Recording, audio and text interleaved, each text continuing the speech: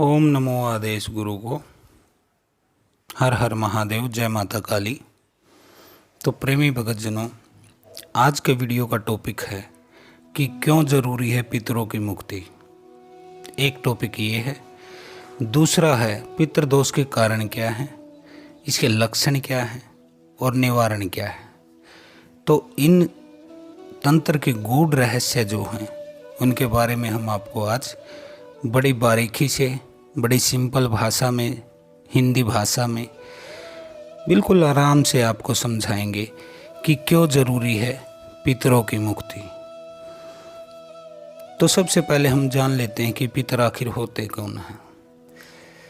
पितरों का संबंध आपसे ही होता है, आपके खून के ब्लड रिलेशन में जो लोग होते हैं, जो अकाल मृत्यु को प्राप्त हो जाते हैं, उनको हम पितर कह सकते हैं।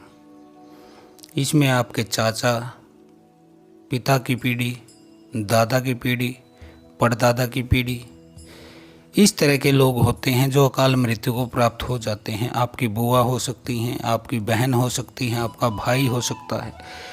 कोई भी ऐसा व्यक्ति जो कि अकाल मृत्यु को प्राप्त हो गया हो, जिसकी शादी न हुई हो, तो वह प्रेत योनि में चला जाता है।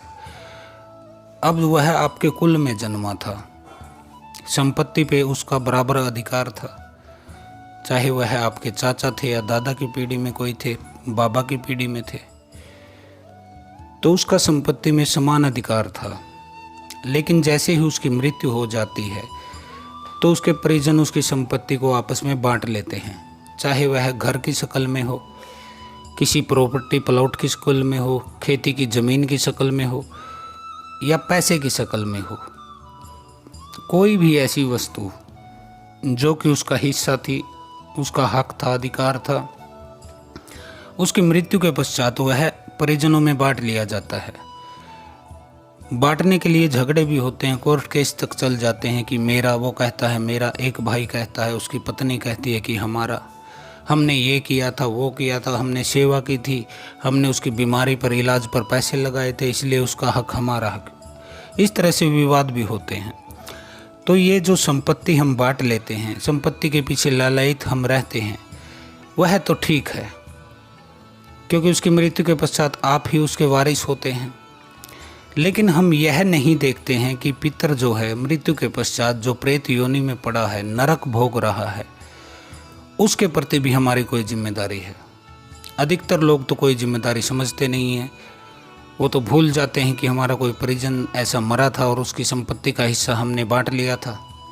अब वह इधर उधर भटकता रहता है। कई केसों में तो तांत्रिक ओझा गुनिया सोखा बाकी वो उसको पकड़ भी लेते हैं और पीड़ित करते हैं, इधर उधर उससे गलत कार्य करवाते हैं, अनेक लोगों के घर में भेजते हैं, उसे बहुत पीड़ा दी जाती है जिस पे कि रोना आ जाता है। ऐसी भयंकर पीड़ा तांत्रिक देते हैं, सालों साल उसे बंदी बना के रखते हैं। तो वह पितर क्या करता है फिर? वह रोता हुआ आपको बद्दुआएं देता है कि यह सब आपकी वजह से हो रहा है, मेरा तो अब शरीर रहा नहीं, इसलिए मैं जप नहीं कर सकता, हवन नहीं कर सकता, भंडारे नहीं कर सकता, पितरों के जितने भी कार्य होते हैं, तर्पण आदि, पिंडदान, वह कुछ नहीं कर सकता स्वयं के लिए, क्योंकि वह खाली एक आत्मा होती है, एक ऊर्जा होती है जो खुद के लिए कुछ कर नहीं सकती है। फिर वह किससे आस लगाए? वह आपसे ही आस लगा सकता है कि आप उसके परिजन हैं, आप उसके लिए कुछ करेंगे, कुछ श्राद्ध करेंगे, पिंडदान करेंगे, तर्पण करेंगे, उनकी मुक्ति के लिए कोई प्रयास करेंगे। लेकिन ज़्यादातर केसों में मैं देखता हूँ कि ऐसा लोग नहीं करते हैं। अब एक भरा पूरा परिवार है, 40-50 व्यक्तियों का परिवार है, 4-5 भाई हैं, उनके बच्चे हैं, तो उनमें से कोई विरला ही, कोई रेयर केस होता है, कोई एकमात्र ऐसा व्यक्ति होता है जो अपने पितरों के बारे में सोचता है। नहीं तो बाकी तो जानवर की तरह जीवन जीते हैं, खाते हैं, पीते हैं, रात को स्त्री संग सोते हैं, संभोग करते हैं, बच्चे पैदा करते हैं, अपने लगे रहते हैं मोह माया के चक्कर में, नौकरी में, व्यापार में, पैसे इकट्ठे करने। बाकी कोई भी लोग इसकी चिंता नहीं करता है कि आपके पितर प्रेत योनि में पड़े हैं, कष्ट भोग रहे हैं, आपको बद्दुआएं दे रहे हैं। क्योंकि आजकल तो जीवित माता पिता को भी कोई देख के खुश नहीं है। पत्नी के आते ही माता पिता भी पराये हो जाते हैं। वो बेचारे बैठे बैठे देखते रहते हैं। कई घरों में तो माता पिता को झाड़ू पोछा तक लगाना पड़ता है। पत्नी की घर में चलती है, पति सुबह जॉब पर चले जाते हैं, दुकान पे चले जाते हैं। पीछे से उनकी पत्नी माता पिता को प्रताड़ित करती रहती है, जिससे कि एक दिन या तो वह मर जाते हैं या अपना घर बार छोड़कर भाग जाते हैं, निकल जाते हैं, चले जाते हैं। तो ऐसा ही पितरों के साथ हम करते हैं। अभी इसका एक उदाहरण दे रहा हूँ।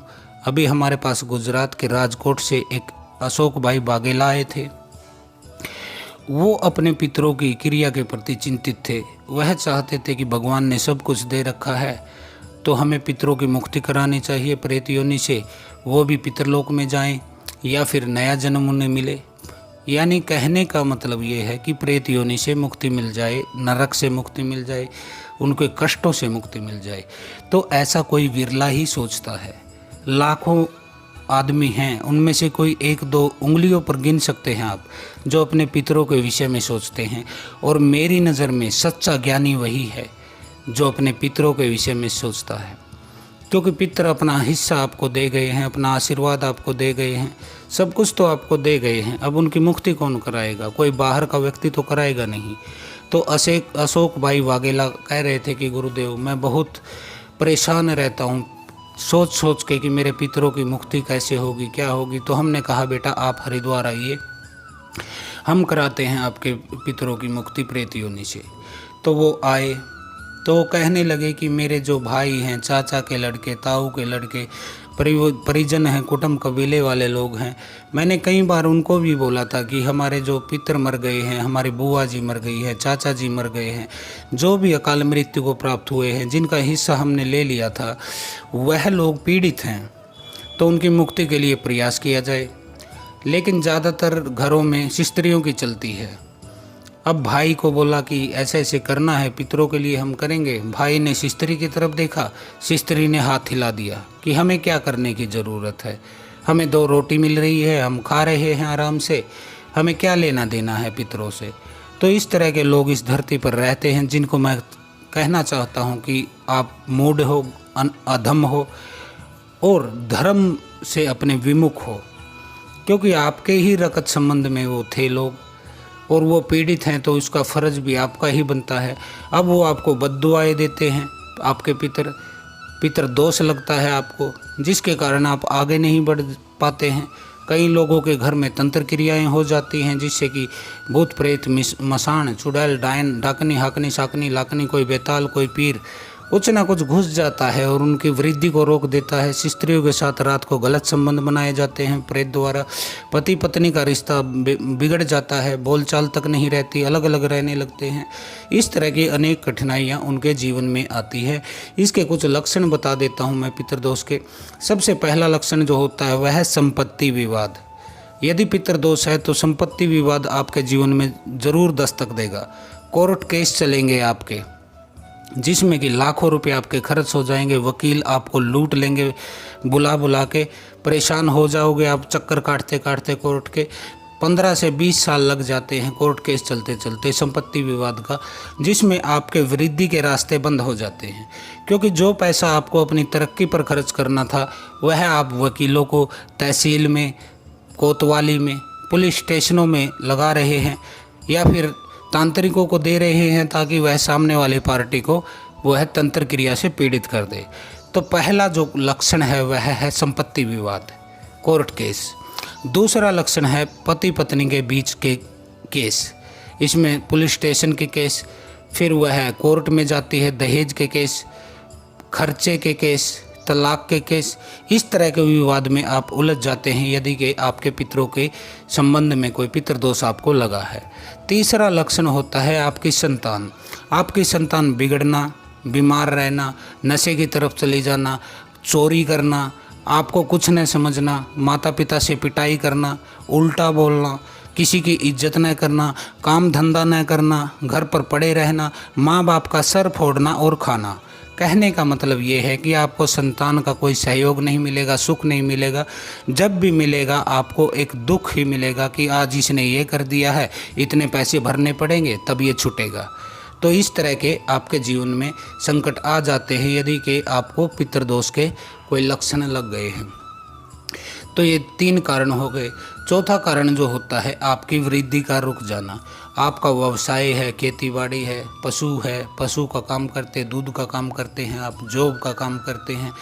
पितरों के रुष्ट हो जाने के कारण आपका ओज ओरा बिल्कुल नष्ट हो जाता है। आप में आत्मविश्वास, आत्मबल नहीं रहता है और आप जहाँ भी जाते हैं, जो भी काम करते हैं, आपका कार्य पूर्ण नहीं होता है। आप माथा पकड़कर बैठ जाते हैं कि मैं इतनी मेहनत करता हूँ, इतनी ईमानदारी से काम करता हूँ, लेकिन फिर भी कोई काम सफल नहीं हो रहा है, मेरी कोई डील है वह पूर्ण नहीं हो पा रही है। तो बेटा ये सीधा सीधा पितृदोष के लक्षण हैं। इसके अलावा जो ऊत पितर होते हैं वो महिलाओं को, लड़कियों को अक्सर रात के समय परेशान करते हैं। उनको ऐसा फील होता है कि जैसे हमारे साथ कुछ गलत हो रहा है। कहने का मतलब उनके ऊपर दबाव पड़ता है, जैसे कोई ऊपर लेट गया है। उनका दम घुटने लगता है, जैसे किसी ने गला दबा दिया है। छाती पर वजन आता है, जैसे कोई बैठ गया है। और नीचे के जो प्राइवेट पार्ट होते हैं, स्त्री के अंग जो होते हैं, ऐसा लगता है कि उनके साथ कोई छेड़छाड़ कर रहा है। शरीर पर उनके अक्सर खरोच के निशान भी पाए जाते हैं, जैसे आपको नाखून से किसी ने खरोच मार दी है। इस तरह के निशान सतन पे, जांघों पे, पेट पे, कमर पे, हाथों पे पाए जाते हैं। इसके अलावा हाथों और पैरों पर नीले रंग के धब्बे उभर आते हैं। नीले रंग के धब्बे जैसे किसी ने पकड़ के ज़ोर से हाथ को भींच दिया है, वहाँ पे नील का निशान हो जाता है। वह पकड़ के दोनों हाथ और झटके मारता है। रात के समय आपको झटके लगते हैं। इस तरह के अनुभव स्त्रियों के साथ होने लगते हैं। यह ऊत पितरों के लक्षण हैं। अब हम जान लेते हैं कि इसके निवारण कैसे होते हैं। तो बेटा इसका निवारण सीधा सीधा यह होता है। देखिए, आप किसी भी तांत्रिक के पास जाएंगे, ओझा, गुनिया, सोखा, कोई बांकी, कोई भगत, आप किसी के पास भी धक्के खा लीजिएगा। साफ साफ बता रहा हूँ, मैं धक्के खाना ही बोलूँगा। धक्के खाना, जूते खाना, क्योंकि आपके यही काम रह गए हैं। भक्तों के पास धक्के खाते हैं, जूते खाते हैं, काम आपका बनता नहीं है। आप किसी भी भगत, तांत्रिक, ओझा, गुनिया, सोखा, बाकी के पास जाएंगे तो वह बोलेगा कि तंत्र क्रिया है, किसी ने करवा दिया है, चाचा ने करवा दिया है, ताऊ ने करवा दिया, भाई ने करवा दिया, भाभी ने करवा दिया, मामा ने करवा दिया, चाचा ने करवा दिया। वो आपको दूसरे चक्कर में डाल देता है, जिसके बाद आपके परिवार में आपस में बनती नहीं है। मेरे पास अभी कुछ दिन पहले एक लड़का और उसका पिता आए थे, जिनको किसी तांत्रिक ने बताया था कि तुम्हारे चाचा ने क्रिया करवा दी है। जिसके बाद उनकी और उनके चाचा के ऐसी भयंकर लड़ाई हुई, दोनों के बीच में मार पिटाई हुई कि हॉस्पिटल में भी खर्चा देना पड़ा, पुलिस थाने में भी पैसे लगे। और आज उनके आपस में मुंह के बोल नहीं है, बोलचाल बिल्कुल बंद हो गई है। दोनों दुश्मनों की तरह रहते हैं और दोनों के घर दीवारें टच करती हैं एक दूसरे से, यानी कि एक जगह पर ही मकान है। तो एक दूसरे के दुश्मन बन गए हैं वो। और वो कराया किसने? किसी तांत्रिक, ओझा, गुनिया, सोखा ने। उसने सीधा सीधा नाम ले दिया कि तेरे चाचा ने करवाया है। अब चाचा ने करवाया कहाँ? उसके घर में पितृदोष है, पितरों की वजह से परेशानियाँ आ रही थी, लेकिन नाम चाचा का लगा दिया। तो बेटा किसी तांत्रिक, ओझा, गुनिया, सोखा के पास चक्कर काटोगे तो वह आपको रास्ते से भटका देगा। मैं आपको साफ और सिंपल भाषा में बता देना चाहता हूँ, पितरों को कोई भी तांत्रिक, ओझा, गुनिया, सोखा, बाकी कोई भगत, कोई भी निकाल नहीं सकता है, क्योंकि पितर उस घर में उन्होंने जन्म लिया था। और महादेव की कृपा से, भगवान विष्णु के आशीर्वाद से, वरदान से और ब्रह्मा जी के नियमों के अनुसार जो जिस घर में पैदा हो गया, चाहे वह बाल पितर है, ऊत पितर है, अनशनी पितर है, या फिर वह आपका पितृ देवता है, कोई भी ऐसा अंश है जो आत्मा है, जो इस घर में पैदा हुई है, उसको कोई निकाला नहीं जा सकता है। कोई भी नहीं निकाल सकता है, भगवान भी नहीं निकाल सकता है जब तक वह निकलना न चाहे। हाँ, उसको मुक्त किया जा सकता है, प्रेत योनि से मुक्त किया जा सकता है, ताकि वह पितृ योनि में चला जाए, उसकी मलिनता साफ हो जाए, उसके काम, क्रोध, मद, लोभ, मोह जो कुछ भी था जिसके कारण वह प्रेत योनि में पड़ा है, बुरे नरक को भोग रहा है, अपने कर्मों को भोग रहा है, उस चीज़ को काटा जा सकता है, उसके कर्म फल को काटा जा सकता है। और वह जाप के द्वारा, हवन के द्वारा, पिंडदान के द्वारा, अनेक प्रक्रियाएं हैं जो तंत्र में आती हैं, जिसके द्वारा उसे मुक्त किया जाता है। हम तो सीधे सीधे यही सलाह देते हैं कि पितरों को बंधवाने से अच्छा, निकलवाने से अच्छा आप पैसे लगाते हैं भक्तों के पास, जो कि असंभव कार्य है, उनको मुक्त कराया जाए। जैसे ही उनको मुक्ति मिलती है वो आपको ऐसा आशीर्वाद देकर जाते हैं कि आपका जीवन बदल जाता है, आपके पितर योनि में वो चले जाते हैं। देखिए, ब्रह्मा जी ने देवताओं के लिए देवलोक बनाया है, पितरों के लिए पितरलोक बनाया है, मनुष्य के लिए पशुलोक बनाया है। इस तरह से अलग अलग लोगों के लिए, गंधर्वों के लिए गंधर्व लोक बनाया है, सबके लिए अलग अलग लोक बनाए हैं। तो पितरों के लिए जो बना है उसको बोलते हैं पितरलोक। जब आपके पितर प्रेत योनि से मुक्त हो जाते हैं तो उन्हें पितरलोक में स्थान मिल जाता है। पितरलोक में शांति रहती है, संतुष्टि रहती है, तृप्ति रहती है, कोई कष्ट नहीं होता है आपके पितरों को। वो वहाँ बैठे बैठे आपको आशीर्वाद देते रहते हैं, आपकी रक्षा करते रहते हैं। श्राद्ध के समय 15 दिन पितर धरती लोक पर आते हैं अपना भोग श्राद्ध लेने। उसके अलावा पूरा साल वह पितरलोक में ही रहते हैं। तो यदि आप अपने पितरों को प्रेत योनि से मुक्त करा देते हैं और उनको पितरलोक में स्थान दिलवा देते हैं तो आपके क्या कहने। बेटा, मैं मानता हूँ आप सच्चे इंसान, सच्चे मनुष्य, सच्चे ज्ञानी, सच्चे श्रद्धावान भगत, जो कुछ भी हो आप हो, यदि आप अपने पितरों को मुक्त करा देते हैं। क्योंकि पितृ ऋण उतारना अनिवार्य है। आपको किसी ने जन्म दिया, आप किसी को जन्म देंगे, तो पितृ ऋण तब उतरता है जब आप संतान पैदा करते हैं, पुत्र पैदा हो जाता है, तो फिर पितरों का ऋण से आप मुक्त हो जाते हैं। क्योंकि अगली पीढ़ी फिर पितरों के लिए कार्य करना शुरू कर देगी जब आप नहीं रहेंगे। तो पितृ ऋण से ऋण होना अनिवार्य है। इसके बिना आपको न तो स्वर्ग मिलेगा, न मोक्ष मिलेगा, न ही कोई अच्छा लोक मिलेगा। जैसे आपके पितर प्रेत योनि में भटक रहे हैं, धक्के खा रहे हैं, तांत्रिकों के चिमटे खा रहे हैं, ऊर्जाओं से पीड़ित हो रहे हैं, वैसे ही आपको भी मृत्यु के पश्चात भुगतना पड़ेगा। पहले तो आपको जीवित भुगतना पड़ेगा, यहाँ पे ज़मीन पे रहोगे, संतानें आपको घर से निकालेंगी, बुजुर्ग उसमें पड़े रहेंगे, आप वृद्ध आश्रम में कहीं स्टेशन पर, रेलवे स्टेशन पर पड़े रहेंगे, भिखारी के रूप में आ जाएंगे, क्योंकि कोई किसी का नहीं है इस संसार में। और आजकल जो पितृ दोष के कारण पीड़ित लड़के हैं वह स्त्री के आते ही, यानी कि बहू के आते ही माता पिता से कन्नी काट लेते हैं। और पितृ दोष जिनके घर में है वहाँ पक्का यह काम होता है। इसलिए बेटा, अपने पितरों को देखिए, उनका अधिकार आपको मिला है, चाहे आपके पिता के हिस्से में आया था उनका हिस्सा, तो उनको मुक्त कराना अनिवार्य है। जो भी इनको मुक्त कराने के लिए प्रयासरत है, मैं उन्हें देवतुल्य मानता हूँ। और जो अपने पितरों को भूल गए हैं, उनकी केयर नहीं करते हैं, उनके लिए कुछ दान पुण्य कुछ भी नहीं करते हैं, मैं उनको मानता हूँ अधम है, मूढ़ है, निरे नीच है ऐसे लोग। तो यह पितर साधना से पितर की मुक्ति के और पितर दोष के कारण लक्ष्य निवारण आदि से संबंधित यह वीडियो है। इसके द्वारा हमने आपको पूर्ण जानकारी दे दी कि आपके पितर कौन होते हैं, उनके दोष क्या होते हैं, किस तरह से मुक्त होते हैं, उनके लक्षण क्या होते हैं, पितृदोष के निवारण क्या होते हैं। अब इसका निवारण हम आपको बता देते हैं। देखिए बेटा, इसके लिए एक प्रक्रिया होती है। इसके लिए 2-3 प्रक्रियाएं होती हैं जो अलग अलग रूप में कार्य करती हैं। प्रथम जो है वह वैदिक प्रक्रिया है, दूसरी जो है तांत्रिक प्रक्रिया है, तीसरी है भक्ति प्रक्रिया है। 3 प्रक्रियाओं से आप पितरों को मुक्त कर सकते हैं। वैदिक प्रक्रिया का आपको पता ही होगा, गया जी में, काशी में अनेक पंडित हैं, पुरोहित है, ब्राह्मण हैं, जो कि आपसे तर्पण, हवन, पिंडदान आदि अनेक क्रियाएं कराते हैं वैदिक मंत्रोच्चार के साथ। तो वह आपसे करा लेते हैं, जिससे कि आपके पितरों को मुक्ति मिल जाती है। लेकिन उस प्रक्रिया में लाखों रुपए का खर्च आता है, यह मैं आज ही स्पष्ट कर देना चाहता हूँ। कोई भी भगत गया जाए, काशी जाए और पितरों के लिए जो भी है प्रक्रिया कराए तो उसमें लाखों रुपए का खर्च आता है। इसके बाद आता है तांत्रिक क्रियाएं। तांत्रिक विधि के द्वारा यदि पितरों की मुक्ति कराई जाती है तो इसमें आपका बहुत कम खर्च आता है और तंत्र जो होता है वह बड़ी जल्दी से काम करता है। वैदिक मंत्र को सिद्ध करने में आपको सालों साल लग जाते हैं, लेकिन तांत्रिक मंत्र, शाबर मंत्र, इनको आप महीनों में सिद्ध कर लेते हैं। उसी तरह तंत्र बड़ी स्पीड से काम करता है। तो आप तंत्र विद्या के द्वारा भी अपने पितरों की मुक्ति करा सकते हैं।